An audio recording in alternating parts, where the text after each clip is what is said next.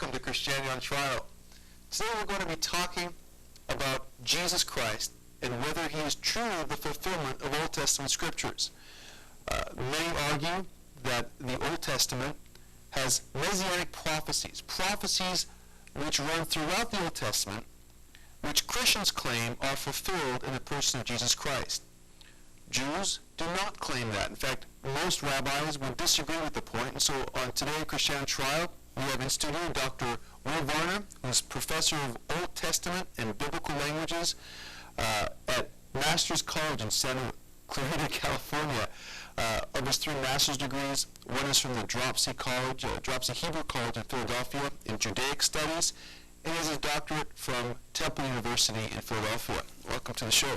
Nice to be here, Tom. Thank you. Now you, although you do have a strong Jewish educational background, do hold to Jesus as being the fulfillment of the Old Testament messianic prophecies. Why don't you define for us what a messianic prophecy is? Well, messianic comes from, obviously, the word Messiah, which means in the Hebrew, anointed one.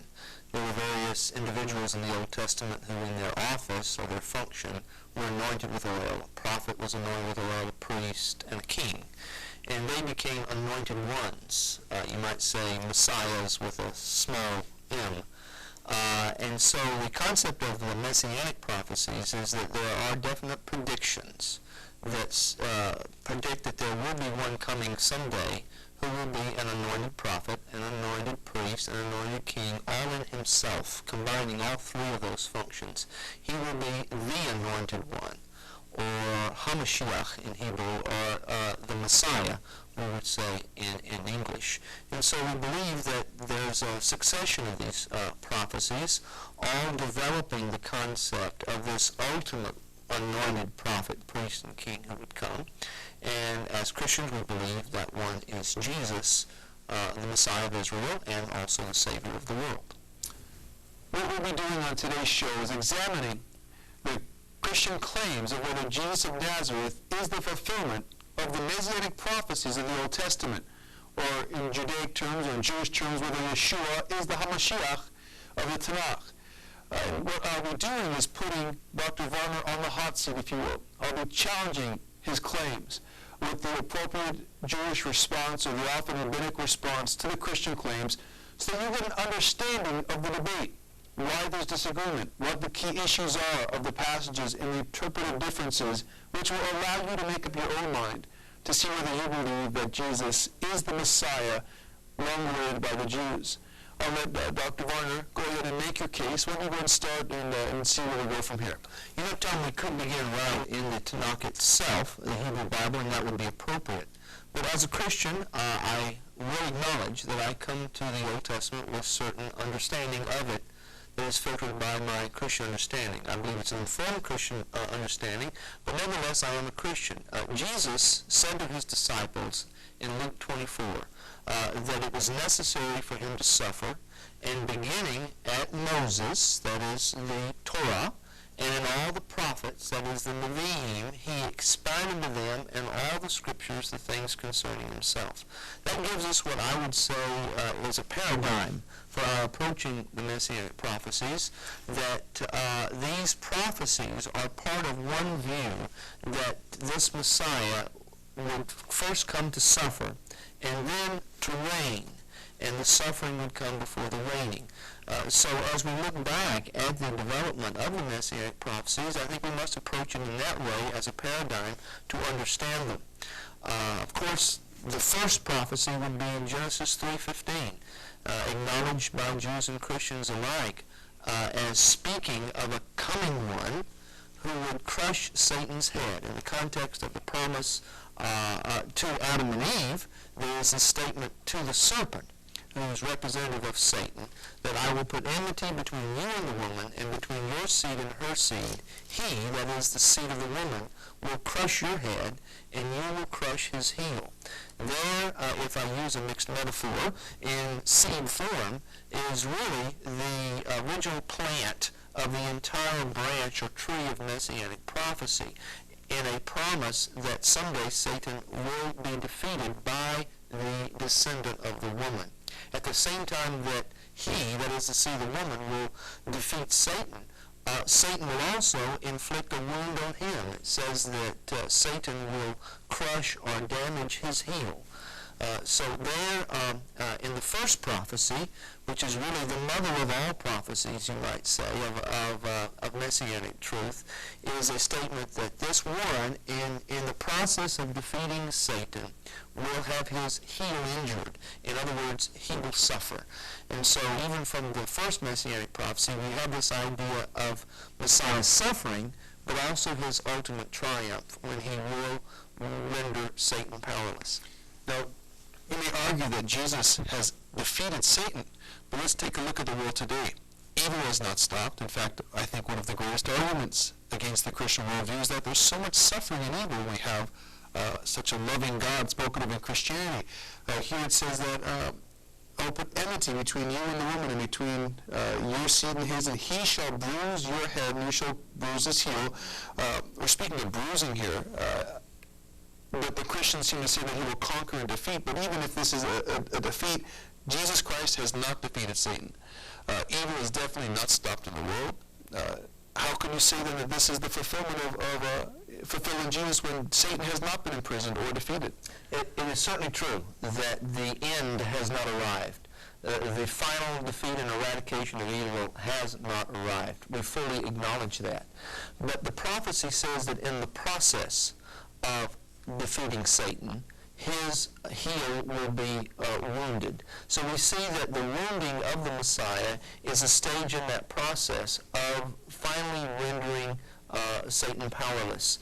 The book of Revelation in the New Testament does picture an end-time event when Satan himself will be cast into the lake of fire. That will be the final stage of this fulfillment.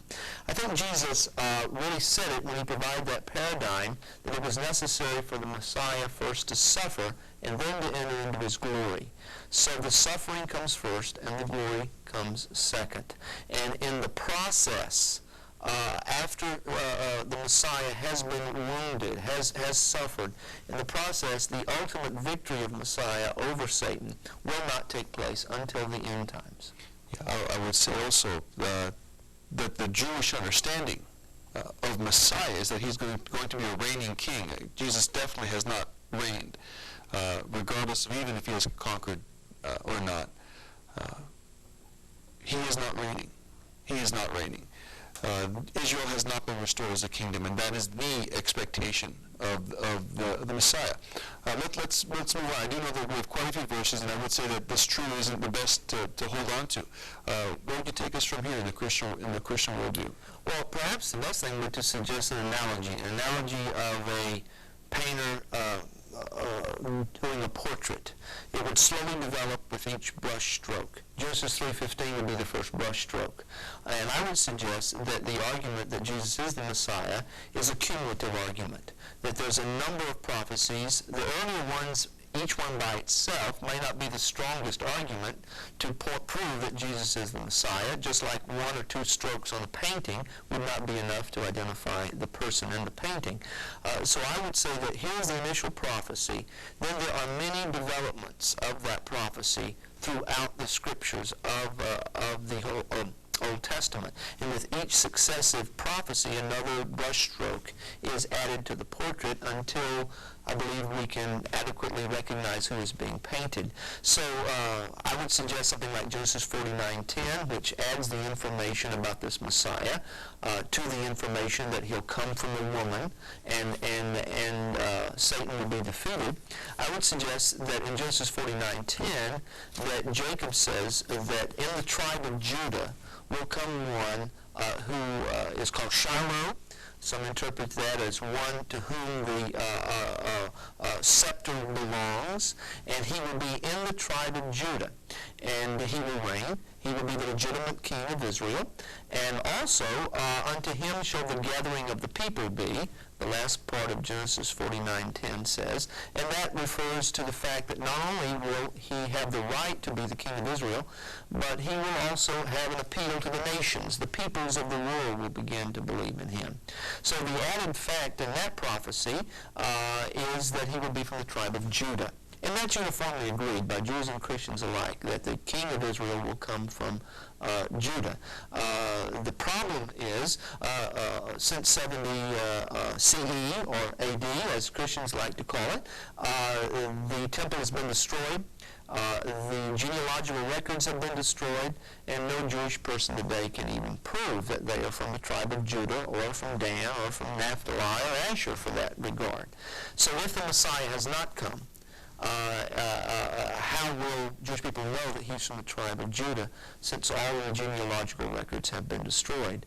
That he had to come when one could show that he was from the tribe of Judah, and Jesus did. Jesus came obviously before 70 AD. It's very clear he's from the tribe of Judah. He made that claim to be the Messiah of Israel. So my application of Genesis 49:10 to the argument would be, it teaches that the Messiah had to come before 70 AD, when the tribal genealogies were intact. Now the verse itself does not just scream out Jesus, but the verse itself does add to the argument that, number one, he should be from the tribe of Judah, and the application of that argument is, then this Messiah from the tribe of Judah, whoever he is, had to come while people could still trace their tribal genealogy. Again, I'd say that you have two problems in the understanding of the verse. First of all, the scepter being taken away,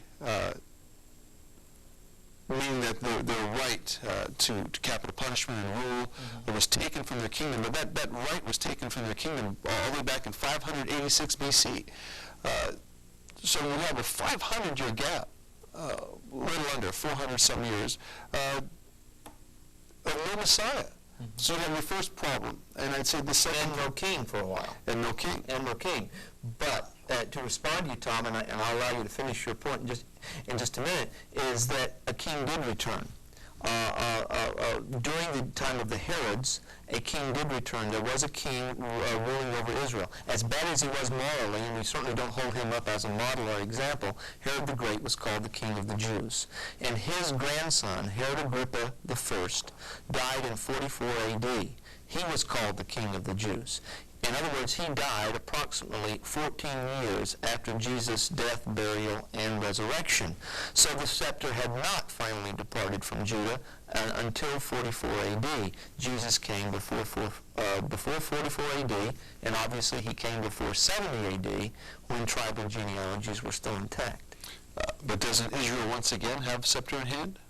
Yes, but not as a king.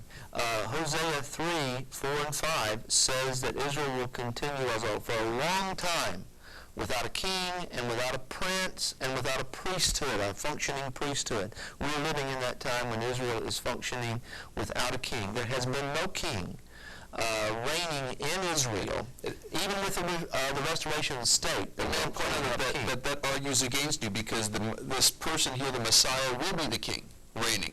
And you argue absence of a king. And I would say this passage argues the king coming and reigning. But you argue the absence of the king, which I think is that not demonstrating clearly that this person has not come. For he is not king and should be reigning. Good point. The prophecy says, however, that the scepter of the right to rule will not depart from Judah until Shiloh comes. And another translation of that is, until he comes whose right it is. Jesus has the right to the scepter, but we are not saying that he is reigning as the king of Israel today, but he has that right. He has that legal right. He has that genealogical right. He fulfills the prophecies, so he has that right to rule. And as Christians, we believe that when he comes again, he will reign physically over this earth. But that's not the messianic expectation of ancient Judaism. Is that the expectation that he would not reign? Even after his resurrection in the book of Acts, we have the record of his post-resurrection appearances, and the apostles ask him, is it at this time that you will establish your kingdom? Even the apostles understood that the Messiah would establish his kingdom. And he didn't. And it has not happened, but that has been the expectation, the Messianic expectation. Not that he would have the right, which he has always had. Has not God always had the right? So isn't it more logical that it is the enactment of the right, the coming and the reigning, the restoring of the nation, the stopping of evil and destroying of Satan, not the Holocaust. Where is the reign, if we're speaking about reign, of a Messiah? And how could Jesus be this fulfillment? Jesus responded to their question there in Acts about will you at this time restore the kingdom of Israel, not by denying that he wouldn't, but by saying it's not given to you to know the times or the seasons which the Father has put in his own power, but you go and be witnesses to me. We're not denying that, that in this interregnum, or in this in-between period of time, between the first coming of Jesus and the second coming of Jesus, he is reigning spiritually, but he will come again to restore that kingdom to Israel. Jesus never denied that. As a matter of fact, he said to Caiaphas, henceforth you shall see me coming on the clouds of heaven. Jesus said that he would come back someday, and he will take the scepter, and he will reign over Israel. That does not mean he does not have the right today. But what we argue for is this, that before he reigns physically over the earth, he must come to suffer. And he did come to suffer, and he qualified to be the Messiah. So during this period, this message about his death, burial, and resurrection, what Christians call the gospel, is going out to the nations of the world. And people are coming to believe in him. There must be time for that. And when that gospel goes out to the nations of the world, in God's own timing, when that's finished, his Son will come back and will reign over a redeemed earth, when swords will be beaten into plowshares, spears into pruning hooks, and he will reign over Israel and the nations. In case you just joined us, what we're doing today is examining the Christians' claims of Jesus of Nazareth being the fulfillment of the Old Testament Messiah, the awaited one of the Jews, the Messiah to come. In studio is Dr. Will Varner, and I'm putting him on the proverbial hot seat on Christianity Trial, and we will examine his claims. And I will be responding to his claims with the traditional Jewish or rabbinic response, so that you'll get an understanding of the issues of the textual debate, of the interpretive debates, and see why Jews and Christians disagree about the interpretation of the Old Testament Messiah. We have already looked at two prophecies, and I think we'll move on. How would you present the continuation of the painting, the portrait that you say that you want to paint of the Messiah? Well, the next stroke on the portrait could be a number of places. In Deuteronomy 18:15 through 19, God promises to Moses that he will raise up unto him a prophet like unto him. Well, there has been no prophet like unto Moses. It's very clear throughout the rest of the Hebrew Scriptures that no prophet arose like Moses. Now, we're either faced with the possibility that Deuteronomy 18:15 through 19 is left unfulfilled, and that prophet has not appeared yet, or we're faced with the possibility that Jesus is that prophet. The characteristics of that prophet in Deuteronomy 18:15 through 19 are that he speaks God's word, and that he is equal to Moses, and these are all claims of the New Testament, that Jesus spoke the words of his Father, and he spoke consistently with Moses, but even going a step beyond Moses. So he is the prophet, and this would fit in with this role of prophet, priest, and king. So Jesus is the fulfillment of the Deuteronomy 18 prophet. And this is typical of you Christians, if I could say that. You do this all the time. Here's a vague prophecy. The Islamic people, the Muslims, say that this is Muhammad. In fact, Muhammad himself in the Quran says that they have hidden their book behind their backs, so as to prove or to say that I'm not truly the fulfillment and the prophet of Moses. There's nothing in this passage which we can identify and say, this is Jesus Christ. Let me just respond to that, and although we're not discussing the Islamic claim, there is one fact in the passage that invalidates the Islamic claim that Muhammad is the fulfillment of this, because it says, of your own brethren I will raise up one to be a prophet. This has to be a Jewish prophet. So whatever value Muhammad has in his teaching, he can't really be the Jewish Messiah because he was not Jewish. So what this is saying is that the Jewish Messiah will be Jewish. He will be from his own people. Now, So you will grant to 15 million zillion people that could have been the Messiah. granted, that prophecy by itself does not absolutely prove that Jesus is the Messiah. I'm just adding one more stroke to the portrait, saying that Jesus is consistent with that portrait. But we're not finished yet, obviously. But obviously it invalidates any Gentile claim to be the Messiah of Israel. That is certainly true. All right. I'll go ahead and let you just move. Okay. Well, moving out of the Torah into what Jesus called the prophets, beginning at Moses and the prophets, he expounded them in all the scriptures of things concerning himself. To tell you the truth, it's in the prophets where the message about the Messiah, to use a good 20th century term, gets heavy. It gets detailed. It's where the artists now are furiously painting in a lot of the details. Micah 5:2, for example, says that this one who actually did not have his beginning in Bethlehem would come out of Bethlehem. Where the prophet addresses Bethlehem and says, "But you, Bethlehem, Ephratah, though you be little among the thousands of Judah, yet out of you shall he come forth unto me, who shall be ruler in Israel, whose goings forth have been from of old, from everlasting." So this individual who would come out of Bethlehem, according to Micah 5:2, did not really have his beginning in Bethlehem. His goings forth were from old, from everlasting. This couldn't be David. Of course we know David came from Bethlehem, but it couldn't be David because Micah wrote 200 years after David. And also Micah 5:2 says that the one who would come out of Bethlehem existed before he came out of Bethlehem. This is consistent with the New Testament claim, not only that Jesus was born in Bethlehem, and it was acknowledged by the ancient rabbis that it was a messianic prophecy, but it's consistent with the Christian claim that God sent his pre-existing Son, who existed from eternity, to come out of Bethlehem. It's interesting that Beit Lechem means the house of bread. Jesus claimed to be the bread of life. It's Bethlehem Ephratah, which is consistent. I like to say this, that the Lord not only gave the address where the Messiah would be born, he also gave a zip code.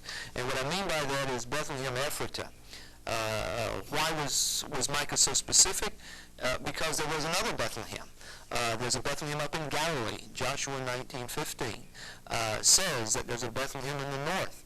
I want to make sure the Lord says, you know which Bethlehem.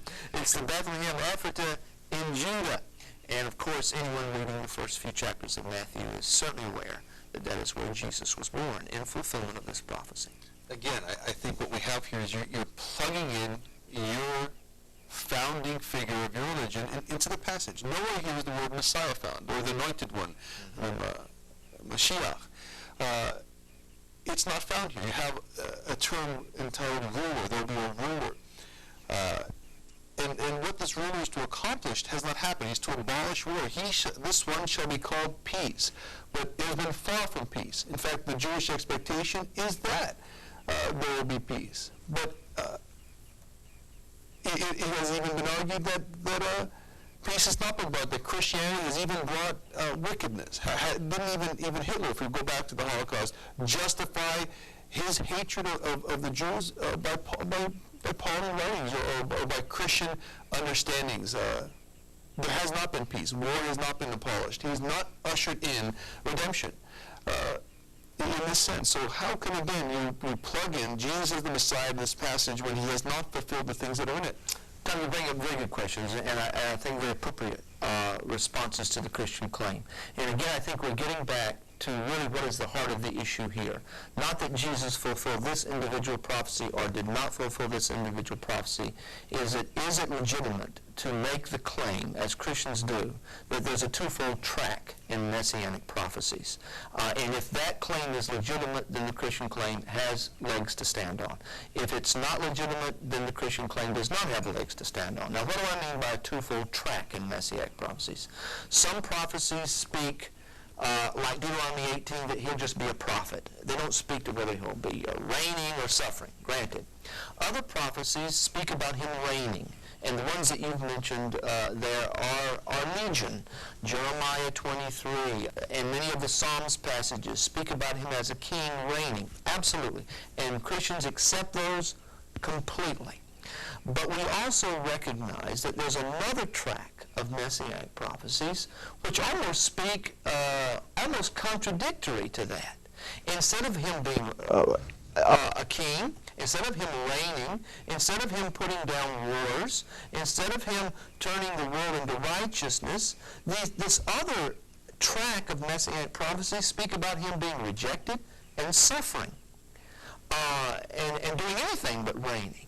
Well, now, we Jews and Christians who accept the Scriptures are not going to say that they contradict each other. Of course not. They're consistent.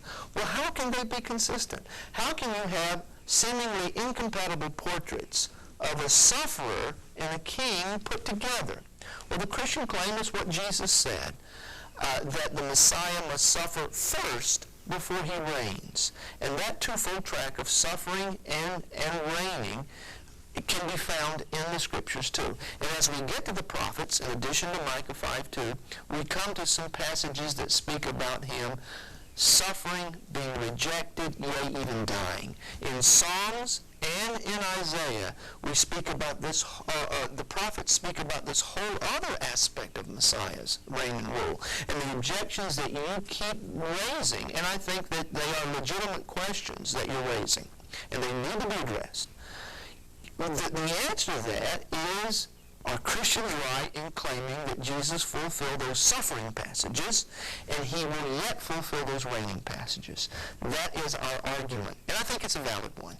When we look at those suffering passages in detail, they seem to describe what took place in what Christians call Calvary, the place of his suffering and rejection and death. And if he fulfilled those, that is the first step towards his fulfillment of the second track, those reigning passages, which we've already seen, like Micah 5. Now, Micah 5:2 actually speaks of both. Micah 5:2 speaks about his lowly, humble origin, humanly speaking. What was Bethlehem? It was just a miserable little village. Even though it was the place where David was born, it was very, very small. Small among the thousands of Judah. All right, his humble origin, but he will come forth.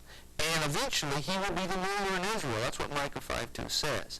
So as you put that together, you can see both his humility and his reigning, both in the verse. But what we don't have in the verse is what's the time relationship between those two. The Christian claim is that the time relationship is between his first coming in the first century and his second coming, whenever that will be, we don't know. Why don't you point us there? Why don't you point us to some suffering servants? Right. Paint the second path for us. Okay, good. All right, the second track or the second aspect of that, and that's where the Christian claim really, I think, has its strongest argument. We can agree that even Jews and Christians could agree, well, he's a descendant of a woman, he's a descendant of Judah, he's a descendant of David, all those are agreed. But where do our paths depart? Right here? Psalm 22, for example, speaks about the suffering of an individual, a righteous sufferer. Eli, Eli, lama azavtani, the Hebrew has. The Aramaic is Eloi, Eloi, lama sabachthani, quoted by Jesus on the cross. It's a quotation right from Psalm 22:1. My God, why have you forsaken me? And as we go through Psalm 22, there are about 26 different characteristics in the psalm of the righteous sufferer there that can be identified with a crucified person. They look and stare upon my bones. My mouth is dried up as a potsherd. They part my garments. They are like animals around staring at me. Anyone familiar with the Roman method of crucifixion knows that these are characteristics of a person being crucified. And also, the psalmist, the righteous sufferer, says in Psalm 22, they pierce my hands and feet, and that is consistent with the Roman method of crucifixion. Nothing that happened to David, and this is a Psalm of David, can be identified with these characteristics. Nowhere was he stripped and naked and dry and crucified and pierced. This must be an experience that David did not have. And so it looks beyond David down to the son of David, who experienced a death, a very horrible death, that is described here in great detail, including even the piercing, something that was unknown in Jewish methods of execution, but something that was used by the Romans in crucifixion. Again, I think we're having the problem of applying. I'll address, first of all, again, the basic argument. Now, you want to point us to the suffering servant, but if you look over to verse 27, then the ends of the world shall remember and turn to Yahweh. or to the Lord, and all the families of the nations. The Gentiles shall worship before you, for the kingdom is the Lord's, and he rules over the nations. Now I could say surely that the nations have turned, but has he restored his nation of Israel? I don't think he has. He clearly has not. In verse 16, dogs have surrounded me, they sent me the wicked and enclosed me, they pierced my hands and feet. You have the word wrong. Christians do have it wrong. In the Hebrew, it is not pierced. It is like a lion. And it's a simple matter of a letter. Ka'ari, like a lion, you change the last vowel. Ka'aru, and you have pierced. And it's definitely just a Christian change. The Christians are indoctrinating themselves. It's not here in the passage. Tom, let me suggest something. There are a number of Hebrew manuscripts that do have ka'aru, they pierce. That's one thing. The standard Masoretic text, you're correct, has ka'ari. But there are a number of Hebrew manuscripts that have ka'aru. Now that should raise the question, why? Well, I think the question is answered when we realize that the ancient versions, like the Septuagint, have they pierced my hands and feet. And the Septuagint was a Greek translation, I might say a pre-Christian Greek translation of the Hebrew Scriptures, and they must have had in front of them a Hebrew manuscript that said ka'aru, they pierced, or else they would not have translated it with the clear Greek translation, they pierced. So I would suggest that an ancient reading of this passage was they pierced, because both these Hebrew manuscripts preserve that reading, the Septuagint preserves that reading, and it's consistent with the entire passage. Let me suggest something to you, Tom, for our Jewish friends that do not want to accept my argument there. Still, the verse has to have the idea of something being added to it. Let me suggest this. In verse 16, if the Jewish argument is valid, here's the way it would go. Like a lion, my hands and feet. You have to provide something there.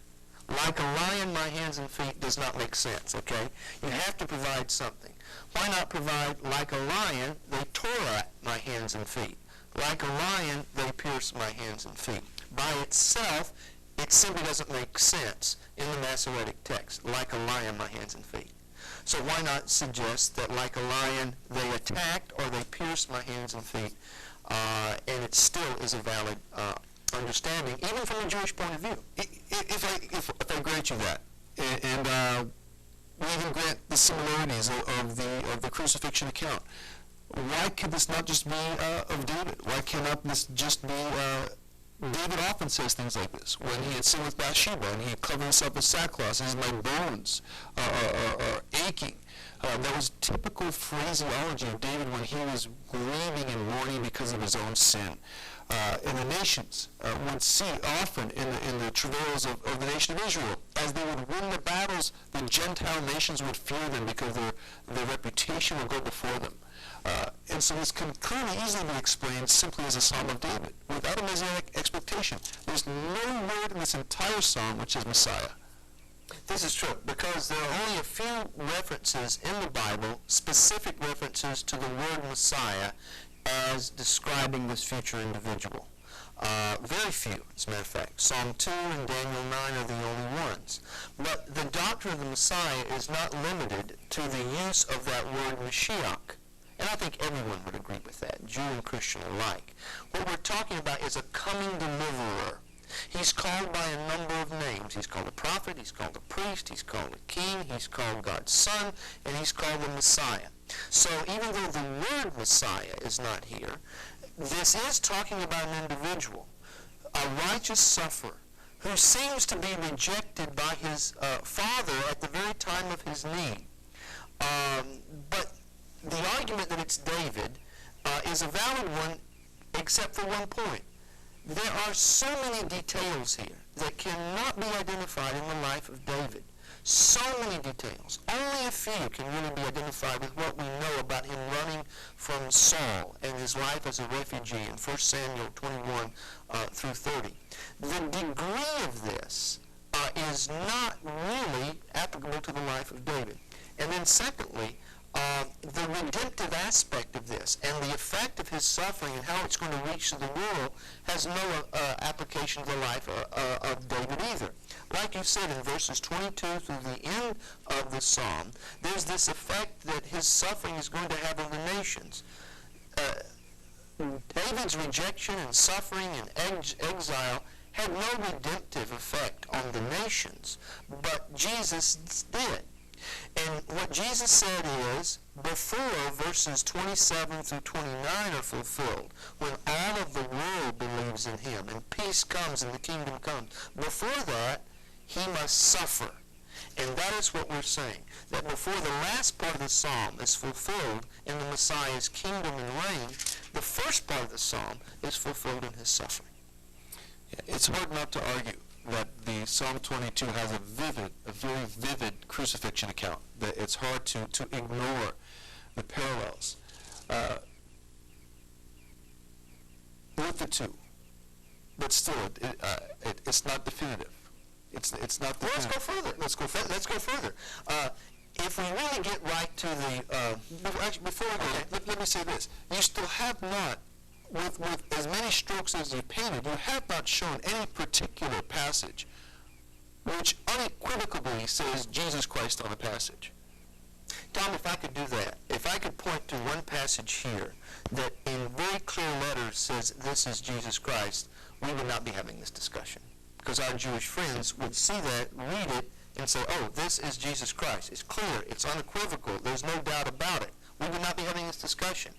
The reason we're having this discussion is that many Jewish people, and I should say not all, but many Jewish people have not seen in Jesus the fulfillment of these messianic prophecies. And that's for a couple of reasons. There are many Jewish people, and maybe some of our viewers may be among them, who aren't aware of these messianic prophecies. And many Jewish people, when they are confronted with them, come to believe in them. Just recently I was talking with a Jewish lawyer. I knew that his mind was trained legally, and I gave him Josh McDowell's evidence that demands a verdict. His first response to me after reading it is that the guy is building a very strong case. Now, for the first time in this very intelligent young Jewish man's life, he's a lawyer, graduate of a university here in the LA area. He is being confronted with solid evidence. Now, is that because he's ignorant? Is that because he's not intelligent? He's a very intelligent young man. It's just he had never really been exposed to these arguments and these messianic prophecies. So that's one reason why Jewish people may not be, or that we're having this discussion and Jewish people haven't believed this, is many of them have never really been exposed to it. And my hope and prayer is that in a few weeks that Jewish lawyer is going to call me back and we're going to be talking further, and he's going to see that the evidence that demands a verdict that Jesus is the Messiah demands a verdict, yes, he is the Messiah. Because while it's not just one verse that screams out, Jews in the Old Testament, Jesus is the Messiah, we're building a case here. And the case, I think, is a valid one. It's a cumulative one, and it's a one that can't be ignored. Now, as we get to what probably is the one passage that has convinced more Jewish people of Jesus' Messiahship than any other, we get to the suffering servant passages of Isaiah. And if you're asking for one, Tom, that is the clearest of all, Isaiah 53 would be it. Isaiah 53 is the culmination of a series of servant songs in the book of Isaiah. While some have viewed the servant as speaking about Isaiah himself, there are some early servant songs where you could point that out. Isaiah is the servant himself.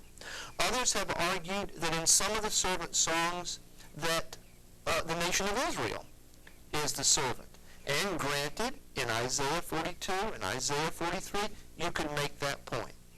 But as the development of the servant songs goes through Isaiah, once we get to Isaiah 49, the next to the last of the servant songs, we see that the servant clearly distinguishes himself from Israel. And he is going to be one who is going to bring Israel back to the Lord. Isaiah 49:5 says, "Now the Lord says, who formed me from the womb to be his servant, to bring Jacob back to him, so that Israel is gathered to him." Here, in the development of the servant songs, the ideal servant is one who is not Israel, and who is not Isaiah the prophet, but is one who will bring Israel back to the Lord. through his suffering servant activity. Now that moves into the last of the servant songs, Isaiah 53, and we could probably do no better than simply to read the center part of Isaiah 53 and let somebody answer the question, well, who do you think it's describing? Allow me to read Isaiah 53, 3 and following. He is despised and rejected by men, a man of sorrows and acquainted with grief, and we hid as it were our faces from him. He was despised and we did not esteem him. He's borne our griefs and carried our sorrows. Yet we, that is Israel, did esteem him stricken, smitten by God and afflicted. But he was wounded for our transgressions. He was bruised for our iniquities. The chastisement for our peace was upon him, and by his stripes we are healed. And then here in verse 6, which some have called like the central verse of the Hebrew Scriptures, all we like sheep have gone astray. We have turned every one to his own way, and the Lord has laid on him, that is the servant, the iniquity of us all. So here, Israel is crying out in this song about this servant, and they say the Lord put our iniquity on him. In other words, there's a redemptive role that he has, a substitutionary role of bearing the sins of Israel. Now we know it's Israel because later on it says, for the transgression of my people was he stricken. So he is stricken for the sins of Isaiah's people. My people, he says. This is Israel. So this one is stricken for Israel. He can't be identified with Israel, as identical with Israel, or how could he be suffering for Israel? How could he be the one who is redemptively bringing Israel back to God? So here, I think, is probably the clearest. And I understand why. I have talked to many Jewish people who have said that it's Isaiah 53 that was the clincher, that was the censure, that brought them to faith in Jesus as Messiah. I've studied the arguments against this, and I have a hard time responding.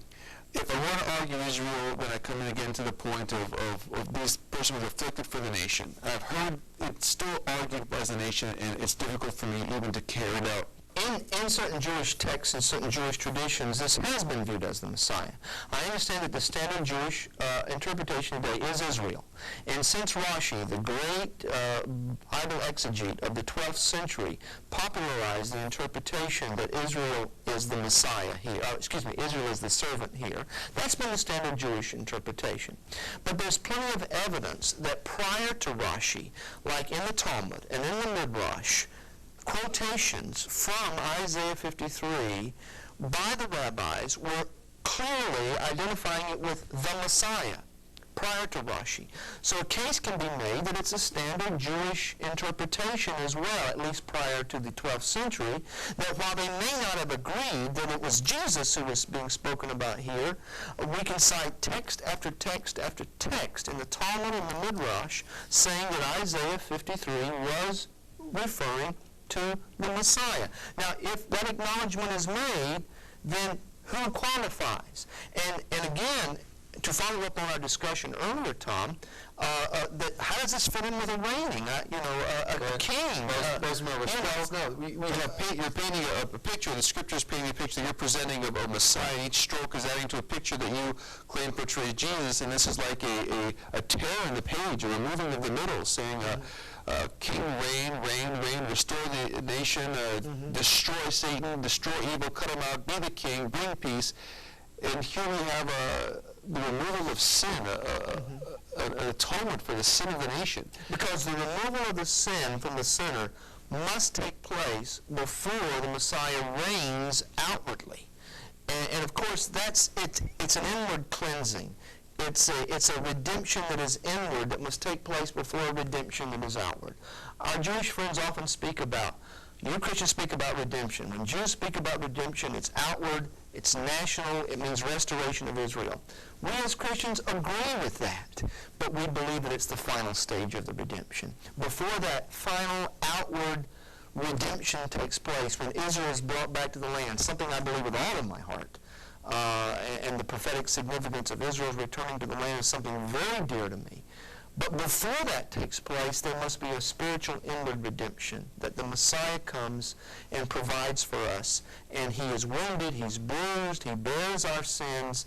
And this is what Jesus was saying. He was not saying to his disciples, you are wrong in thinking that the Messiah will reign. He says to his disciples, it was necessary for the Messiah to suffer, then to enter into his glory. And beginning at Moses and all the prophets, he expounded them in all the scriptures of things concerning himself. And I would say to our Jewish friends, the argument does not rest on this individual verse or that individual verse.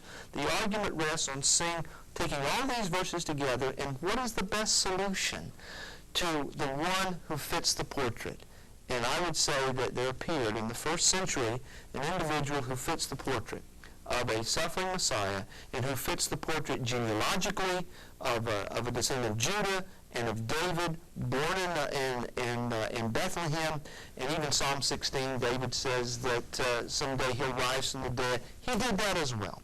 And so I would say he has fulfilled all of these prophecies. Ought we not to expect him eventually to fulfill the rest of the reigning prophecies? That would be my argument. If we weren't so sure and sound, why didn't the apostles understand or expect it? Even Peter, when Jesus was talking to Peter, said, "May it never be that you suffer." He didn't understand this. This was a delusional understanding of Jesus. Yeah. It's a very appropriate response, Tom, and it probably has to have an explanation against the culture of the time. The Jews were downtrodden. The Jews were under the heel of Rome. They were no longer reigning as an independent state. They were under Rome. So it probably, there's something psychological here too. You know, if you're an oppressed people, prophecies of a suffering Messiah may not be as attractive as prophecies of a reigning Messiah. A Messiah will come and defeat your enemies and give you freedom, have a much greater attraction. Okay, you follow me? Mm-hmm. So my response to that is, during a time of oppression and suffering that the Jewish people were in, at the heel of Rome, the prophecies about a suffering Messiah may have just sort of been put to the side because we want one who's going to come and knock the heads of the Romans and give us freedom. I would think that that would be the explanation. And it took them a long time to see how Jesus' rejection and suffering actually was a fulfillment of the prophecies. But when they did, Tom, they gave their lives for that message. They recognized that it all came together when they saw Jesus die and rise again. It all came together, it fits, and they became so convinced of it, they gave their lives for it. But this whole concept of forgiveness and redemption doesn't go along with typical Judaic thinking. In Judaism, your forgiveness comes by action. It's even as James argues in the New Testament, salvation by works. Our works is what justifies us before God. And yet here in Christianity, in the supposed Jesus teaching of the Messiah, you have murderers and rapists that on a simple confession of faith are forgiven. That conflicts with Judaic principle of salvation. But yet embedded even in the Hebrew Scriptures is this teaching that blood must be shed for inward cleansing. Leviticus 17, 10 and 11 says, I have given you the blood upon the altar, and it shall make atonement for your souls. So it's not just an outward reformation that secures your forgiveness. It's an inward cleansing by blood.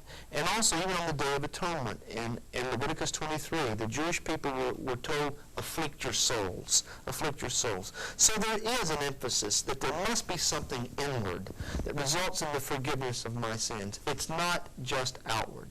Now, the Christian position is when we're inwardly forgiven and cleansed, it manifests itself in our deeds. And readers of the New Testament will recognize when I'm talking about the faith works matter. That having come to faith, we manifest works. Someone has said, faith is the root of salvation, works are the fruit of salvation. And having come to faith and being inwardly cleansed, we ought to manifest that in righteous living and righteous deeds. How is this? Why don't you also just discuss how this atonement is supposed to work? Let's pull this to a close. Did you want to go over, you have in your note here, Isaiah 7. Did you want to touch on Isaiah 7? Isaiah 7:14 speaks about a child that will be born, There's a big a debate as to the meaning of the word virgin there, alma. Our Jewish friends say that alma, is simply a young woman, and it's not virgin. But Isaiah 7:14 use of alma is consistent with the other Old Testament uses of alma.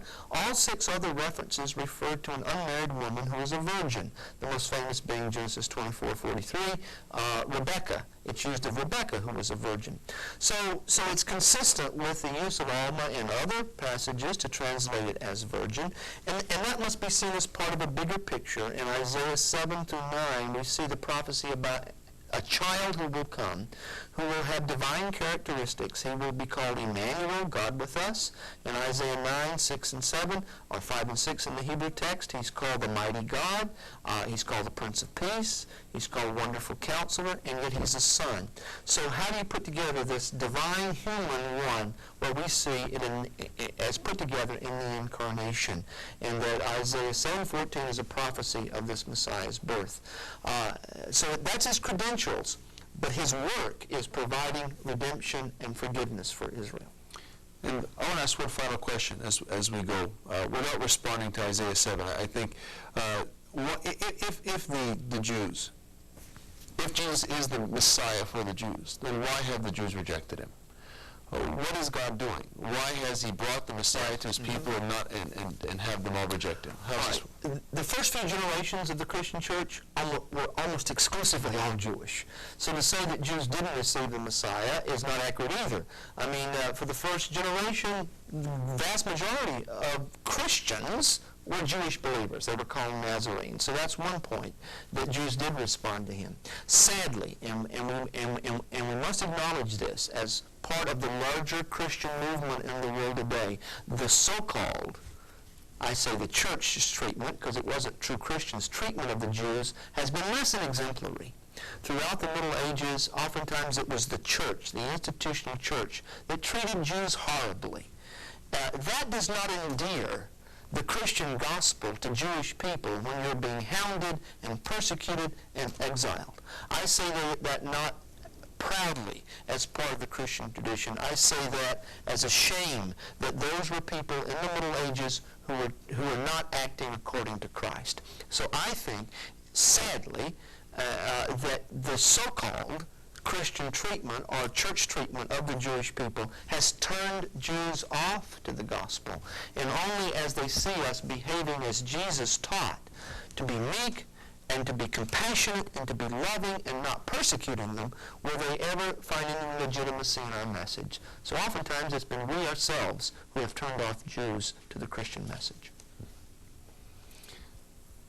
I hope that presents you with some understanding of the issues of Jesus as fulfillment in the Old Testament. Hopefully you'll have gotten an understanding after this of the various passages that are interpreted and how they would relate to the person of Jesus or the Messiah of the Old Testament.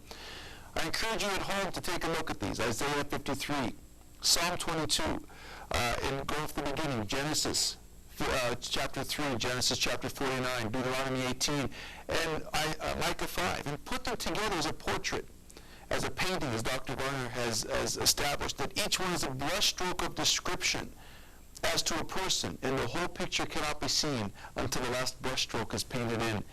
And see for yourself whether the painting will paint the picture of Jesus of Nazareth or not. Thank you for watching. This is Christianity on Trial. I'm Tom D'Artagnan. Thank you for joining us.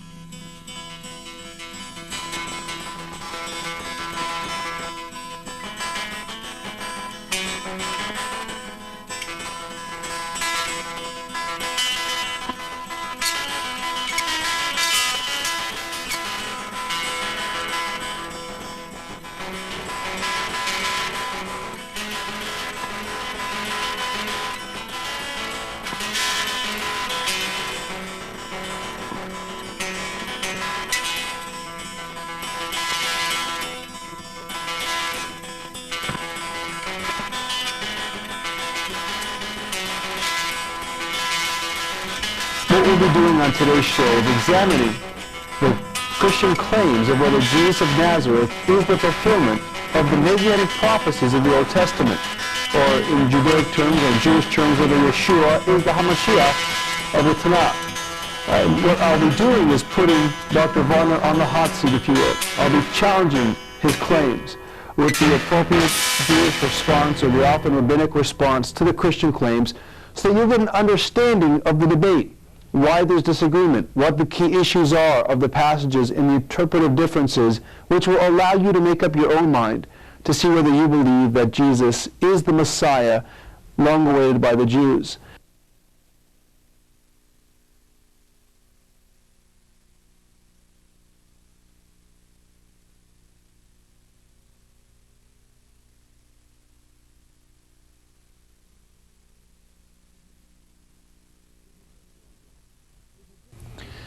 If you just joined us, in studio is Dr. Will Varner from Master's College with degrees in Judaic Studies from Hebrew University and also a Master's from Temple University, and he's arguing that Jesus is the fulfillment of the Old Testament Messianic prophecies. And I'm putting him on the hot seat as we do in Christian on Trial, and looking at the debates and critically examining the claims of the Christians that Jesus is the Hamashiach of the Tanakh, or the Messiah of the Old Testament.